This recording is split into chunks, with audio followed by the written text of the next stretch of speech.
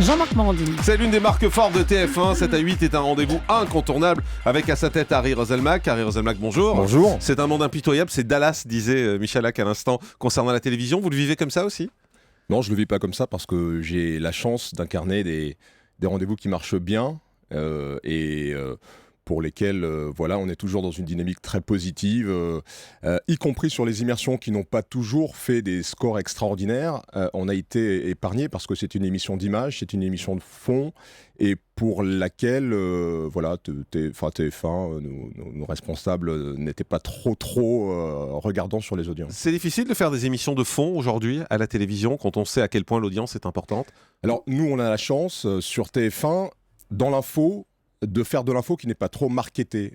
Par exemple, nous, sur 7 à 8, on a un format qui n'est pas trop marketé. En termes éditorial, on se permet beaucoup de choses. On est sur des sujets qui ne sont pas des sujets qui ciblent des publics particuliers. C'est sans doute l'une de nos différences avec notre concurrent d'M6.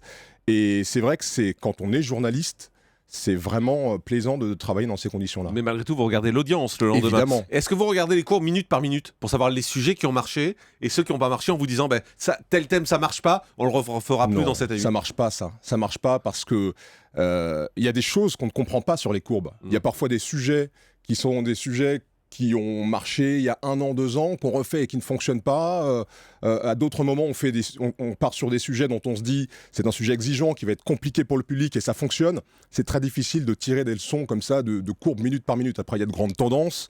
Il y a surtout une facture. Nous, 7 à 8, on raconte des histoires, on incarne nos histoires, on travaille beaucoup dans la séquence. Et ça plaît au public. Quelle est votre part dans 7 à 8 ? Est-ce que le présentateur est important au final ? Il y a eu plusieurs présentateurs dans 7 à 8.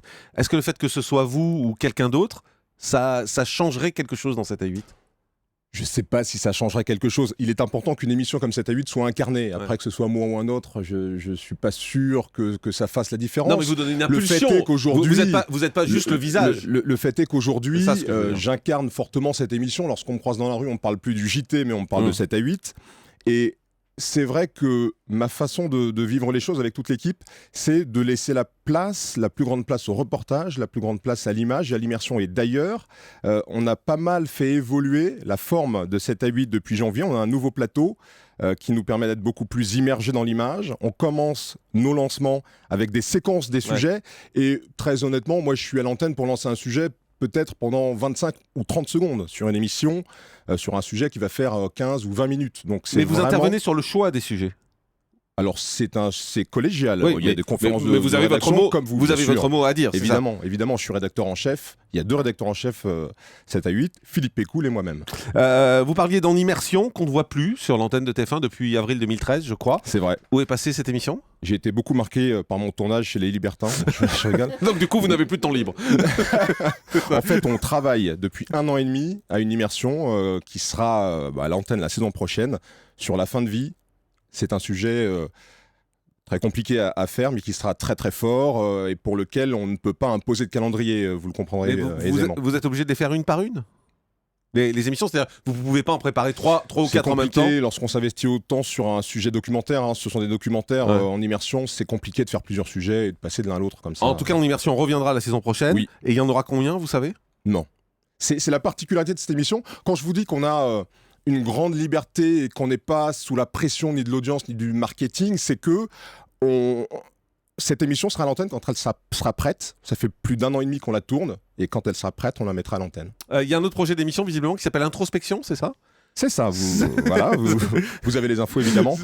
On travaille effectivement sur un projet d'émission qui sera un peu dans la même veine que l'immersion, sauf qu'on ne s'intéressera pas à des communautés comme en immersion, mais à des comportements. On travaille sur un pilote qui est sur le mensonge.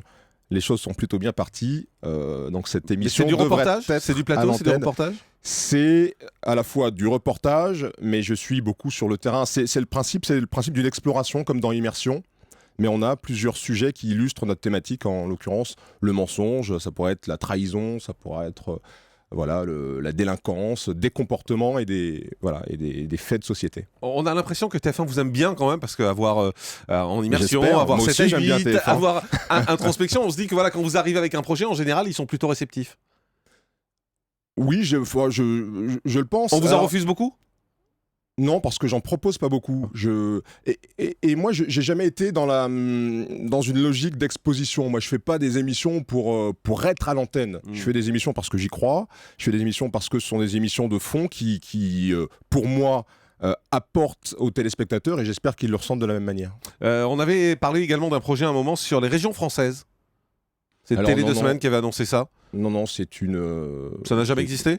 Non, ça n'a jamais existé. Ou ça a été abandonné c'est des choses... vous savez, il y a des choses dont on parle et qu'on ne présente pas forcément à des chaînes, et je pense que tout ça a été C'était une idée que vous très aviez et qui n'est pas allée jusqu'au bout. Ouais, c'est une chose qu'on a évoquée. Vous savez, j'ai une boîte de production depuis quelques mois maintenant, et donc évidemment, je réfléchis sur des concepts, mais de la réflexion à la fabrication, il y a souvent un gouffre. Vous aviez surpris également il y a quelques temps en parlant du Front National, en parlant du racisme également. Est-ce que vous regrettez, avec le recul, d'avoir pris ces positions en sortant de votre rôle, j'ai envie de dire, de journaliste de TF1 ? Alors c'est vrai que moi personnellement, j'ai tendance souvent à me défausser un peu parce que, encore une fois, m'exposer, dire aux gens ce que je pense, ça me semble pas indispensable. Courant, en tout cas, ouais. Sauf qu'à ce moment-là, il y a eu un silence autour de propos inadmissibles qui m'ont fait prendre cette responsabilité-là. Je ne la regrette pas du tout. Je ne regrette pas du tout mon analyse sur le Front National qui est en train de se confirmer aujourd'hui avec ce qui se passe à la tête de ce parti. Voilà, je crois aujourd'hui, que... quand vous voyez les résultats du Front National aux dernières élections européennes, vous êtes inquiet ? Non, je suis pas inquiet. Moi, j'ai confiance dans l'avenir de ce pays. On vit une crise, on vit une situation qui est difficile et qui fait que beaucoup de gens sont dans la frustration. Mais tout ça est cyclique, tout ça passera. Et puis, voilà, on est dans une stratégie d'un parti aujourd'hui qui est une stratégie payante. Mais on voit bien avec ce qui est en train de se passer actuellement que l'âme et le cœur du Front National, Jean-Marie Le Pen, les militants historiques, ceux qui n'ont pas forcément droit à la parole, que le cœur de ce parti n'est pas toujours contrôlé par son cerveau, qui est sa direction, Marine Le Pen, et cette stratégie qui vise à arriver au pouvoir, et que finalement, voilà, le parti ne trompe plus grand monde maintenant. Jean-Marie Le Pen, Marine Le Pen, même combat ? Alors, même combat, moi je crois que... la direction de ce parti a une stratégie qui vise à étouffer un petit peu l'âme et le ciment du mouvement. Maintenant, il faut préciser que Marine Le Pen a condamné non pas le fond des propos de son père, mais le fait... En disant que c'est une erreur politique. Oui. Ouais, en disant que c'est une erreur politique et que, soi-disant, il y aurait une interprétation médiatique de ses propos. Donc, on sent qu'il y a quand même un malaise. Voilà, on ne sait pas trop comment gérer effectivement cette âme du Front National et cet antisémitisme qui est souvent présent au sein de ce parti. Le grand direct des médias, Jean-Marc Morandini.